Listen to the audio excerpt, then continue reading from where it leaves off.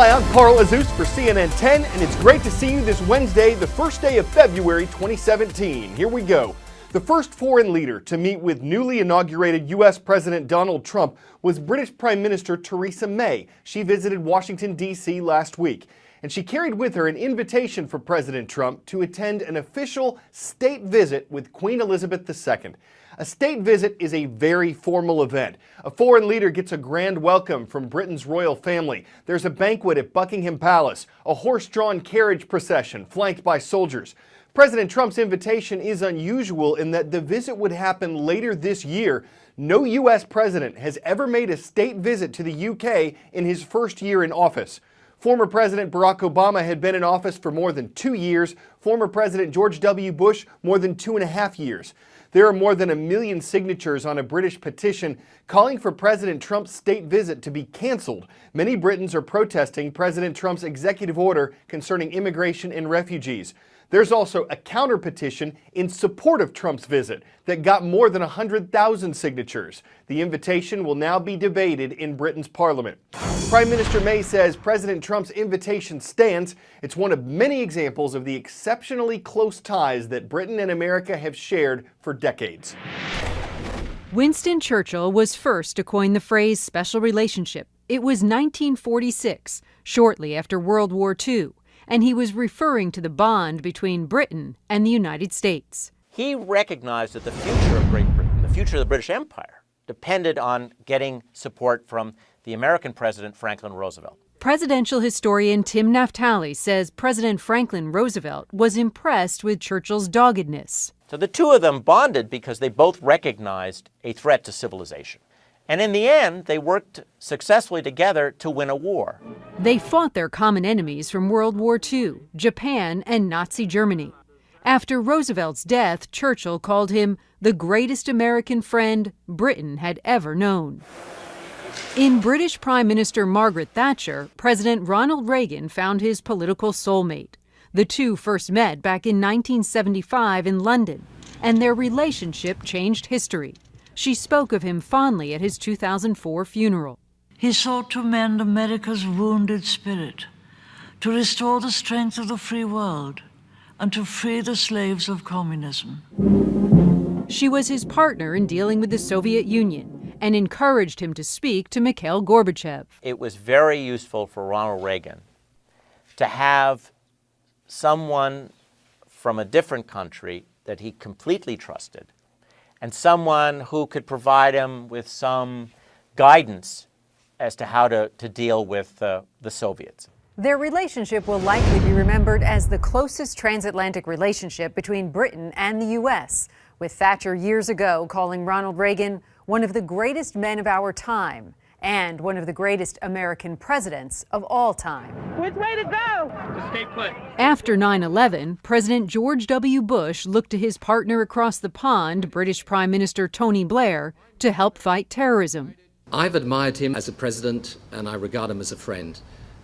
I have taken the view that Britain should stand shoulder to shoulder with America after September the 11th. Blair suffered huge political costs for that. People called him a lapdog of George W. Bush. In his memoir, Blair wrote that Bush sincerely believed in spreading freedom and democracy.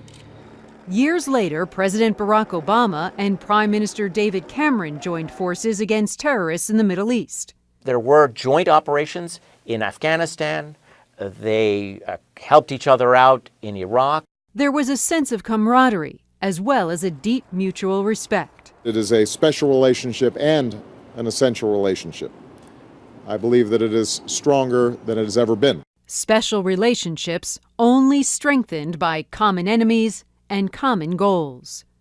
Randy Kay, CNN, New York. U.S. Attorney General is a cabinet-level job in the federal government. The AG leads the Justice Department, serving as America's top legal official. President Trump nominated Jeff Sessions for the job. He's a Republican senator from Alabama. But it's up to the rest of the Senate to either confirm or deny him the position. And of course, on Monday, lawmakers hadn't done that. At the time, Sally Yates was filling in as America's acting Attorney General. She was appointed to the Justice Department by former President Obama. And on Monday night, President Trump fired her. Why?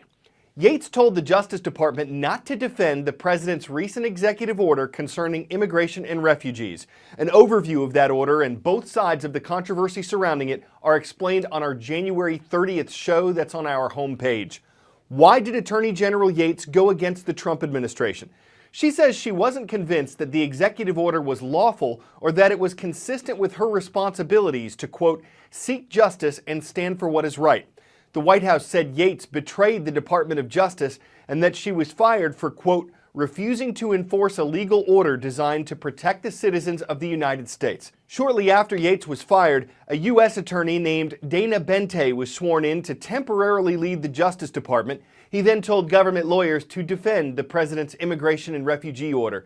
The Senate is expected to vote today on whether to confirm Jeff Sessions as the Attorney General going forward. 10-second trivia.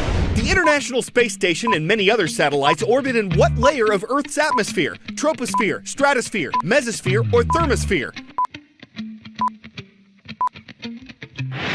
The thermosphere, which extends from about 53 to 375 miles above the Earth, is home to the ISS. Not to mention a bunch of junk, space junk.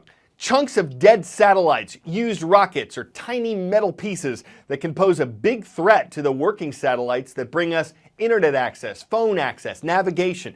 Scientists estimate that there are more than 7,000 tons of trash orbiting the Earth. And this year, the United Kingdom's Surrey Space Centre is launching a mission to test ways to clean up space. A giant net could be used to catch satellites instead of butterflies. A harpoon could help a space trash collection system spear chunks of junk.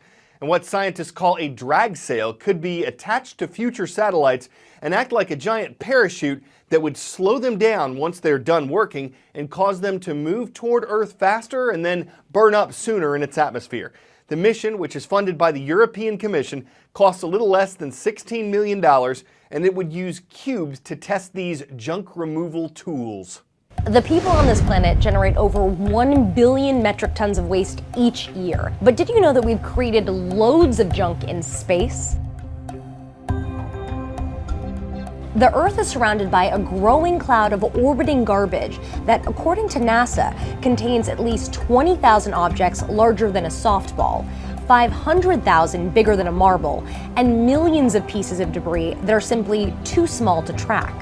The trash comes from explosions, spacecraft collisions, and expendable rocket stages. And as our space environment is getting more congested and complicated, it's also getting cluttered with all kinds of garbage. The problem is that these pieces of trash are traveling at speeds up to 18,000 miles per hour, which is almost 10 times faster than a bullet. Even a paint fleck at that speed becomes a missile.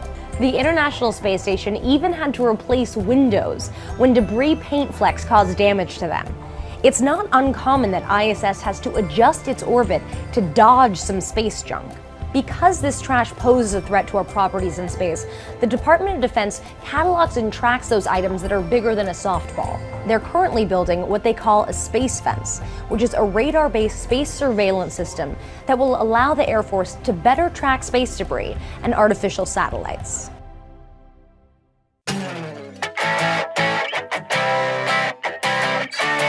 You can't stick a landing to score a perfect 10 out of 10 without first taking the jump. That's exactly what Ivan Briggs did ahead of his 90th birthday. The World War II veteran, who said age has never been a problem for him, also said he had no fear about the jump, that it was just pure enjoyment. Briggs' wife of 65 years says he got lots of hugs when he was safely back on the ground, and the soon-to-be nonagenarian says he'd like to take the leap again. Of course, any jump like that takes a little planing. You're going to catch a lot of air, you'll need a good windbreaker, and you'll fall a long way while you shoot the breeze. But with the ground back beneath your feet, things tend to terra firm up. That's about all the puns I'm dropping today on CNN 10. I'm Carl Azus, wishing you happy landings.